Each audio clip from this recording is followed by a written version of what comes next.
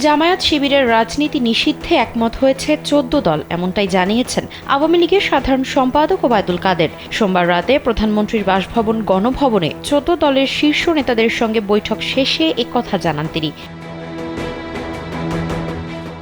এদিকে অবিলম্বে কারফিউ প্রত্যাহার, রাজনৈতিক দমনপীড়ন, গ্রেপ্তার অভিযান ও বিরোধী দলের ওপর দোষ চাপানোর পরিবর্তে ছাত্রদের দাবি মেনে নিয়ে দেশে শান্তি ও স্বস্তির পরিবেশ প্রতিষ্ঠার আহ্বান জানিয়েছে বাংলাদেশ জামায়াতে ইসলামী। জামায়াতের আমির ডাক্তার শফিকুর রহমান সোমবার এক বিবৃতিতে এ আহ্বান জানান।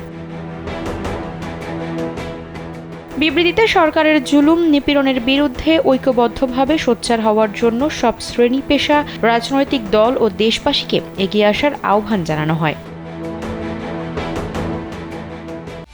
একমাত্র ওয়ালটন এসি দিচ্ছে ১ বছরের রিপ্লেসমেন্ট গ্যারান্টি এবং কম্প্রেসরের ১০ বছরের গ্যারান্টি।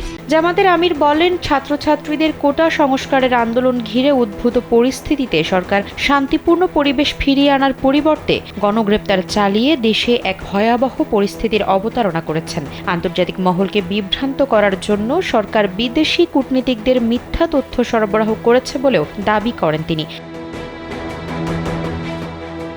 তিনি বলেন, স্বরাষ্ট্রমন্ত্রী গত রোববার সচিবালয়ে জানিয়েছেন তিনি ১৪৭ জন নিহত হওয়ার তথ্য পেয়েছেন। এ সংখ্যা আরও বাড়তে পারে বলে তিনি উল্লেখ করেছেন। তবে বাস্তবে নিহতের সংখ্যা শত শত বলে দাবি করেছেন জামায়াতের আমির। এসব হত্যাকাণ্ডের দায়িত্ব সম্পূর্ণরূপে সরকারের, এমন অভিযোগও উঠে এসেছে বিবৃতিতে।